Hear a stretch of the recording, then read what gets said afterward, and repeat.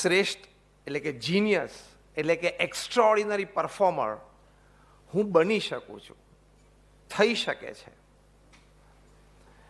તો એક પ્રથમ આ વિચાર હૃદયમાં દ્રઢ થાય, પછી એના ફેરફારો શરૂ થાય. તમને આશ્ચર્ય થશે કે call, graphite and diamond R real brothers. કોલસો, ગ્રેફાઇટ અને હીરો છે ને ત્રણેય સગા ભાઈઓ છે, કારણ કે ત્રણે ત્રણ કાર્બનના બનેલા છે અને કાર્બન સિવાય એમાં કાંઈ નથી.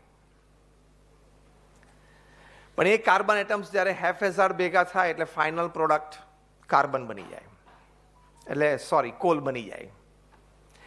એના એ જ કાર્બન એટમ્સ થોડા જ ઓર્ગેનાઇઝ થાય, આ બધા શબ્દો યાદ રાખજો, થોડા જ ઓર્ગેનાઇઝ થાય અને આપણે બધા કેમિસ્ટ્રીમાં બેન્ઝીન રિંગમાં બન્યા હેક્ઝાગોનલ સ્ટ્રક્ચરમાં સાથે આવે ત્યારે ફાઇનલ પ્રોડક્ટ ગ્રેફાઇટ બની જાય.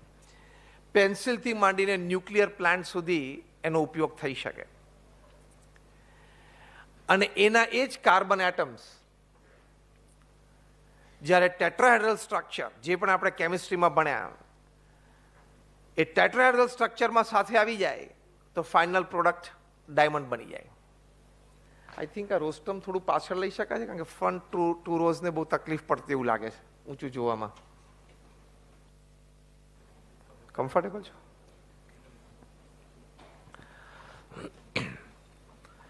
એટલે કોલ, ગ્રેફાઇટ અને diamond R real brothers because they are made up of carbon and nothing accept carbon.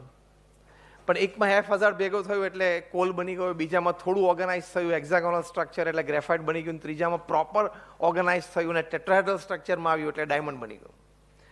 ત્રણેય સગા ભાઈઓ છે પણ ત્રણેયની બજાર કિંમતમાં બહુ ફેર છે. એક ભાઈનો આટલો નાનો ટુકડો હોય ને એમાં બીજો ભાઈ તો 2-5 ટ્રક ભરીને આવી જાય. સગા ભાઈ છે પણ બજાર કિંમતમાં પણ ફેર છે અને ત્રણેય પ્રત્યે લોકોના હૃદયમાં, ભાવનામાં પણ ફેર છે. તમને કોક એમ કે હું તમને આટલો નાનો હીરાનો ટુકડો આપું, ચોઇસ 1 અને ચોઇસ 2 10 ટ્રક કોલસા આપું, તો કયું લઈએ? એનું કારણ શું? Give me the reason why all three being real brothers, there is a vast difference in their market value and their value in the hearts of people. Real brothers છે એનો એક લાઈનમાં ઉત્તર છે design of the internal structure. બાહ્ય રીતે બધા carbon એટમના બનેલા છે પણ design of the internal structure એક હેફેઝાર્ડ છે, એક થોડું ઓર્ગેનાઇઝ છે અને એક બેટર ઓર્ગેનાઇઝ છે. એમ આપણે જીનિયસ બનવું હોય એટલે કે ડાયમંડ બનવું હોય, restructure your inner self, design of the internal structure આપણે પ્રોપર કરવી પડે.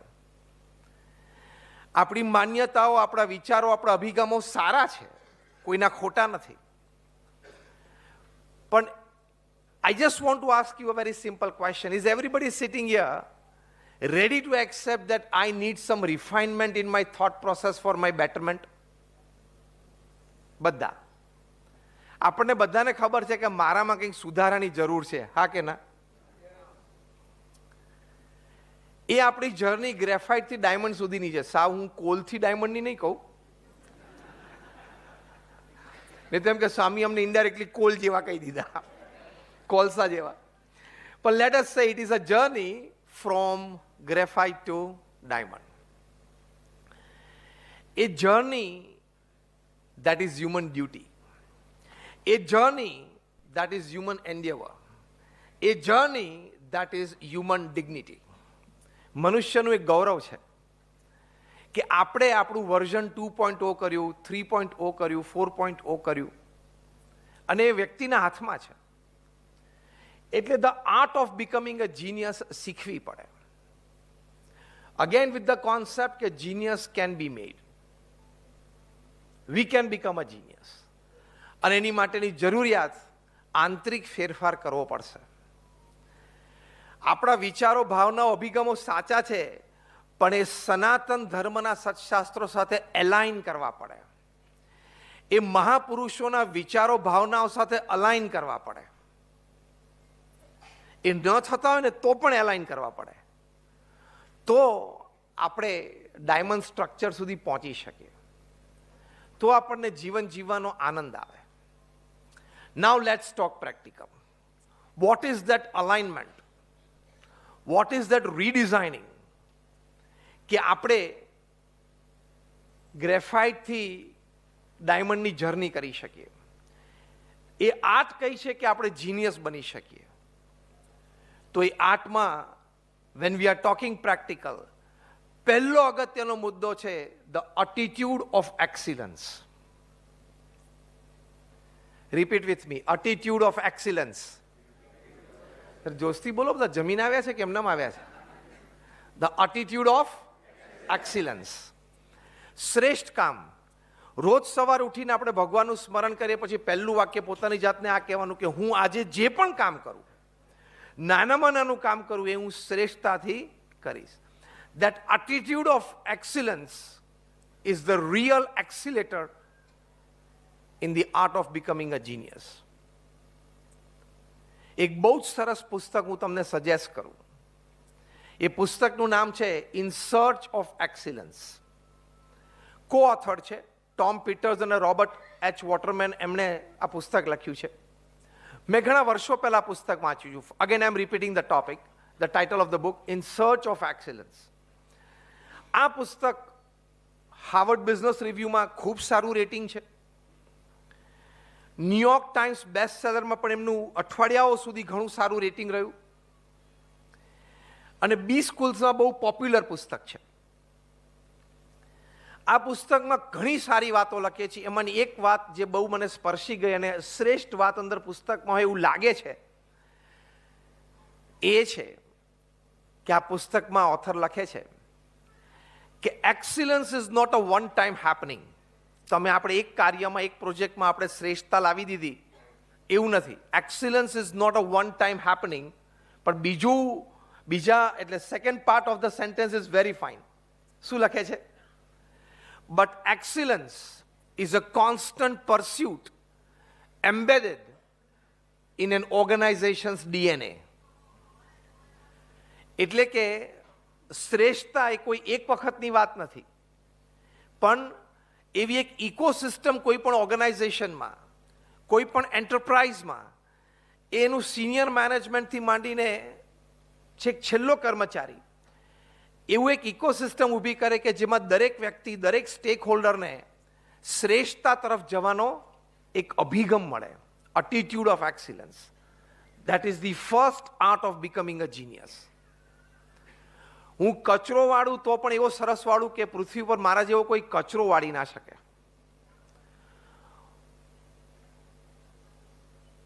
હું લખું તો એવું લખું કે મને પૂર્ણ આનંદ અને સંતોષ થાય. હું કોઈની સાથે વાર્તાલાપ કરું તો મારી પાસે જે સારામાં સારી વાત એ વિષયની હતી હું શેર કરી શકું. In short, the attitude of excellence. હું જે સંસ્થામાંથી આવું છું એ BAPS સ્વામિનારાયણ સંસ્થા. We are one of the largest organizations in the world with a permanent seat in the United Nations as an NGO. અત્યારે હું તમારી સાથે વાત કરું છું ત્યારે we run more than 1800 hospitals, hostels, schools, colleges, community centers, સંસ્કાર કેન્દ્ર, હરિમંદિર, મંદિર અને અક્ષરધામ. 1800 થી વધારે દેશ પરદેશમાં, અને બીજા 60, 70, 80 અત્યારે પાઇપલાઇનમાં છે. તમારામાંથી અક્ષરધામ કેટલા ગયા? Just rays your hands. Gandhinagar, Delhi, બધા.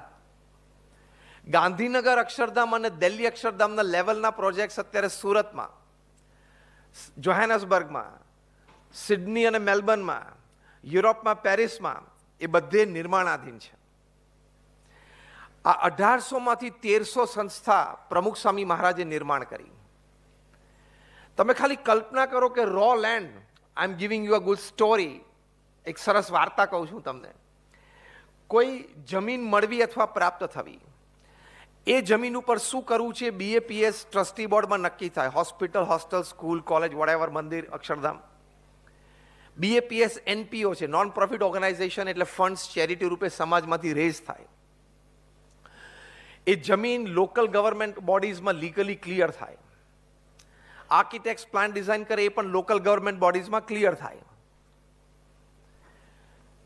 ખાત વિધિ થાય, 2, 4, 5 માળની ઇમારત જોઈએ તૈયાર થાય, એનું ઇનોગ્રેશન થાય, એ સંસ્થાને ચલાવવા માટે 2-5 અમારા BAPSના વોલેન્ટિયર્સ જે અમારી આઈડિયોલોજી પ્રમાણે એ સંસ્થા ચલાવે, બીજો પેઇડ સ્ટાફ, અને એ સંસ્થાને સમાજની સેવામાં મૂકી દેવી. આજ રો જમીનથી માંડીને ઇનોગ્રેશન સુધીની સ્ટોરી મેં જે તમને કરીને, એ પ્રમુખ સ્વામી મહારાજે 45 વર્ષ સુધી દર 15મા દિવસે એક સ્ટોરી પૂરી કરી.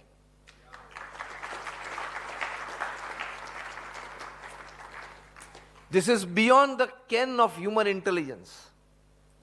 પ્રમુખ સ્વામી મહારાજ ગુરુપદે આવ્યા ત્યારે એમની ઉંમર 51 વર્ષની હતી. 51 વર્ષે in your commercial corporate terminology, at the age of 51 he started his career. નિર્ણયજી, at the age of 51. અને 95 વર્ષની ઉંમર, એટલે એ 45 વર્ષ દરમિયાન 95 વર્ષની ઉંમરે સ્વધામ પધાર્યા 2016માં.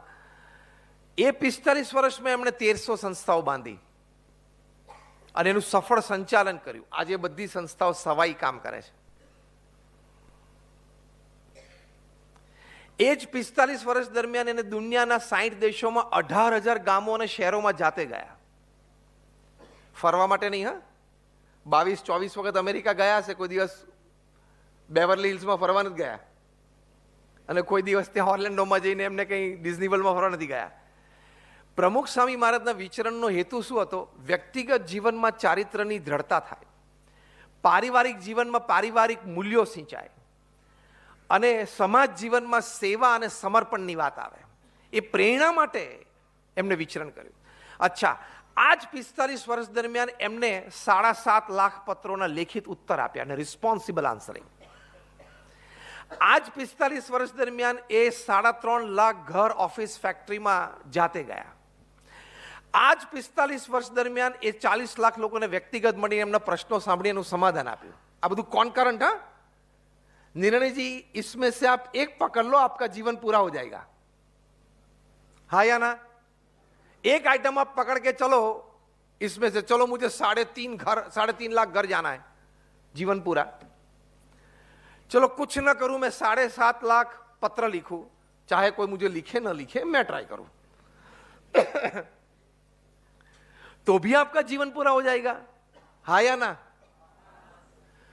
प्रमुख स्वामी जी महाराज ये सभी कुछ एक साथ 45 साल में कर पाए, ये पृथ्वी पे बहुत बड़ी आश्चर्य की घटना है. इसके कई कारण हैं, लेकिन एक कारण जो हम चर्चा कर रहे हैं वो है, और वो क्या है? एटीट्यूड ऑफ एक्सीलेंस, श्रेष्ठता का अभिगम. प्रमुख स्वामी महाराज ने हमेशा जे पण करવું એ શ્રેષ્ઠ કરવું.